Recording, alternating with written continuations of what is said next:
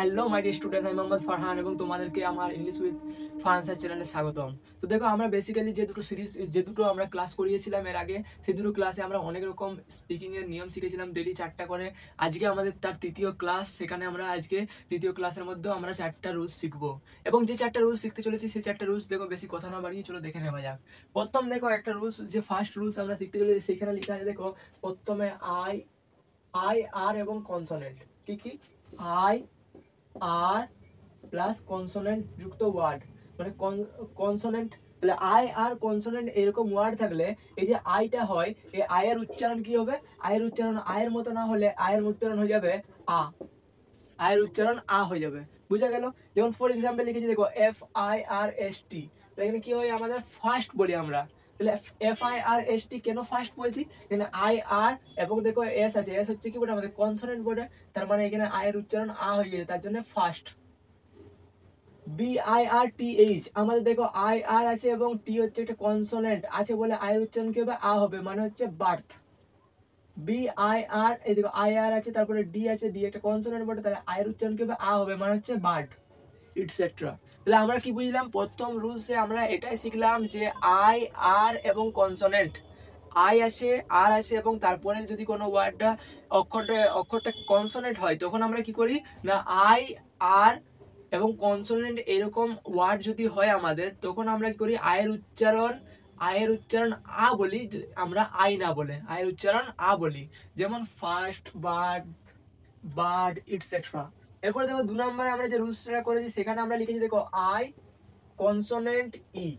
কি রকম ওয়ার্ড হবে? যেখানে হবে আই কনসোনেন্ট এবং ই, এইরকম শব্দ হলে আয়ের উচ্চারণ কি হয়? আয়ের উচ্চারণ আই হয়। আগেরটা কি ছিল? আই আর কনসোনেন্ট, এটা হচ্ছে আয়ের পরে কনসোনেন্ট, তারপরে ই। এরকম এখানে আমরা আয়ের উচ্চারণ কি বলবো? আই বলবো, আগেরটাতে আ বলছিলাম, তাহলে আই বলবো। ফর এক্সাম্পল দেখো, দেখেছি RICE, আমরা আর আই, তাহলে আয়ের উচ্চারণ আ, আমরা আই বলবো, তাহলে আর আই কি হবে? রাই। আর শেষে ই থাকলে ই উচ্চারণ হয়নি, তার মানে সি মানে দন্তস্ব, তাহলে কি হলো? রাইস। SIZE, জেড মানে সাইজ, শেষে ই থাকলে ই উচ্চারণ হয়নি। WISE কি হবে? ওয়াইস, শেষে ই থাকলে ই উচ্চারণ হয়নি। আমরা ই এর রুলসটা প্রথম ক্লাসে শিখেছিলাম। তাহলে আমাদের দেখো, সর্বপ্রথম আমরা কি বুঝলাম? দুটো রুলস শিখলাম, যেখানে প্রথম রুলসে আমাদের ছিল আই আর, তারপরে যদি কনসোনেন্ট থাকে আয়ের উচ্চারণ আয়ের মতো হয়, আয়ের উচ্চারণ আয়ের মতো হয়। 2 নম্বর রুলস আমাদের কি ছিল? আই কনসোনেন্ট ই আছে, যেখানে আমরা আই আছে, কনসোনেন্ট একটা ওয়ার্ড আছে, লেটার আছে এবং তারপরে ই আছে, সেখানে আমরা আয়ের উচ্চারণ আয়ের মতো করছি আমরা। এবং 3 নম্বর যে রুলস আছে সেখানে দেখো consonant U, consonant plus U plus consonant, এরকম যদি আমাদের কোনো ওয়ার্ড থাকে, কনসোনেন্ট থাকবে প্রথম অক্ষর, ইউ থাকবে মাঝের অক্ষর এবং এই ধারের অক্ষর কনসোনেন্ট, মানে এইদিকে কনসোনেন্ট ওইদিকে কনসোনেন্ট মাঝে ইউ, এরকম যদি কোনো শব্দ থাকে, সেখানে আমরা কি বলেছি? ইউ এর উচ্চারণ আ হয়। ইউ এর উচ্চারণ কার মতো হবে? আয়ের মতো হবে। যেমন ফর এক্সাম্পল লিখেছি, দেখো NULL, এন মানে কি? দন্তন্য, আর ULL আছে, তাহলে দেখো আমাদের এইখানে এনটা হচ্ছে আমাদের কনসোনেন্ট বটে, এলটাও কনসোনেন্ট বটে, তাহলে আমাদের ইউটা কি বটে? ইউটা আমাদের কনসোনেন্ট, ইউ কনসোনেন্ট, এইরকম রুলসে আছে। কনসোনেন্ট ইউ কনসোনেন্ট এই রুলসে আছে। তাহলে এন মানে দন্তন্য, ইউ কি? ইউ এর উচ্চারণ আমরা কার মতো করব? আ, মানে দন্তন্য আকার, আর ডবল এল মানে ল, তাহলে কি হলো? নাল। NULL কি হলো? নাল। নাল মানে কি? বাতিল করা। BUT কি হয়? বাট বলি আমরা। বাট কেন বলি? আজকের ক্লাসের মেন কারণ হচ্ছে আমরা কেন বলি সেটা শিখছি। যেমন আমরা NULL নাল বলছি, BUT বাট বলছি, তাহলে এই জিনিসগুলো কেন বলা হচ্ছে, তার কারণটা কি? আমরা কি কারণে বলছি, তার কারণটা কি? কারণটা হচ্ছে কনসোনেন্ট ইউ কনসোনেন্ট এরকম যদি আমাদের ওয়ার্ড থাকে, এরকম অজস্র ওয়ার্ড আছে যেখানে কনসোনেন্ট ইউ কনসোনেন্ট বসেছে, তাহলে আমরা সেখানে আমরা ইউ এর উচ্চারণ আ এর মতো করছি, বুঝা গেল? তাহলে আমরা দেখো NULL কি হলো? নাল। BUT কি হলো? বাট। NUT কি হবে? এন মানে দন্তন্য, ইউ মানে আকার, আর টি মানে ট মানে নাট।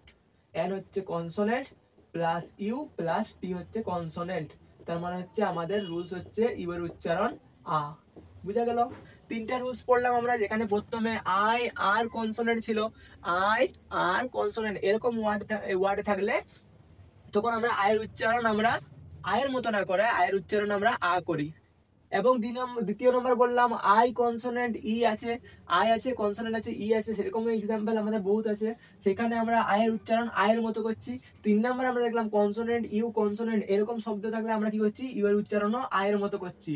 এবং 4 নম্বর যেটা আজকে আমাদের ক্লাসের শেষ, সেটা আমাদের কি আছে, সেটা হচ্ছে আইজিএইচ পর থাকলে, যেমন দেখো এখানে আইজিএইচ আছে, এখানে আইজিএইচ আছে, এখানে আইজিএইচ আছে, এরকম যদি পর থাকে তখন আইজিএইচ এর উচ্চারণ হয় আই। আইজিএইচ কে আমরা কি উচ্চারণ করবো, আই। যেমন এন আই টি মানে টো, তার মানে কি আই, আ হচ্ছে একটা আকার, এন আই মানে কি নাই, আর টি মানে টো মানে কি নাইট। আবার দেখো S I G H T কি হবে, সাইট। কি করে হলো, এস মানে কি, এস মানে হচ্ছে দন্তস্ব, আর আই মানে কি আকার রস্যই, সাই, আর টি মানে কি টো, তাহলে সাইট। তাহলে নাইট, NIGHT নাইট কি কারণে হচ্ছে, কেন কি IGH আছে পরপর, IGH থাকলে আমরা কি উচ্চারণ করি, আই।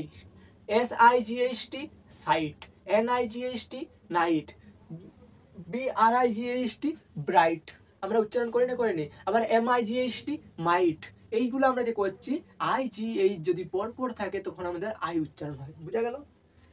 তো দেখো আমাদের এই ক্লাসটা আজকে এইটুকুই ছিল। যদি ক্লাস কেমন লাগলো কমেন্টে জানাবে, এবং ক্লাস যদি ভালো লেগে থাকে বন্ধুদেরকে শেয়ার করে দেবে, চ্যানেলে নতুন হয়ে থাকলে চ্যানেলকে সাবস্ক্রাইব করবে এবং পাশে বেল আইকনকে প্রেস করবে, এবং কেমন হলো কমেন্টে জানিও।